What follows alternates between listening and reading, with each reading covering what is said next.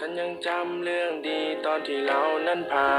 นเรื่องเลวร้ายด้วยกันนึกถึงตอนที่เรียนแล้วเราทะเลาะกันฉันยังจำไม่จางโอ้เพื่อนเอ้ยไปอยู่ไหนช่วยส่งข้อความมาทีได้ไหมมันอาจจะเป็นวันสุดท้ายที่มึงและกูบอกว่าสายคำว่าเพื่อนมันอยู่ในใจ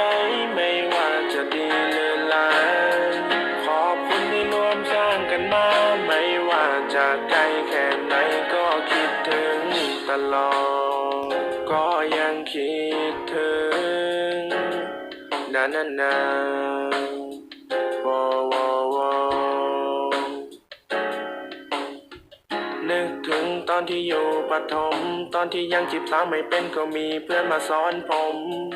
อยู่ด้วยแล้วสุขใจไม่อยากให้มึงไปไหนตอนที่กูนั้นเหงาก็มีมึงข้างกายผ่านร้อนมาด้วยกันผ่านหนาวมาด้วยกันเสียงหัวเราะและรอยยิ้มมันอยู่ในความทรงจำเพลงนี้กูอยากให้มึงได้ฟังถึงมันจะไม่ค่อยดังแต่กูนั่งเขียนสุดกำลังโอ้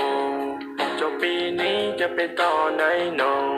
ไปถึงฝันอันที่วาดไว้โอ้ไม่ได้เจอมันจะขาดใจโน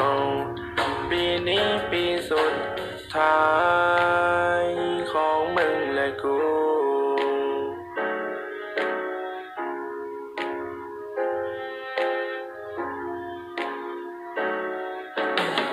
โอ้เพื่อนเอ้ยไปอยู่ไหน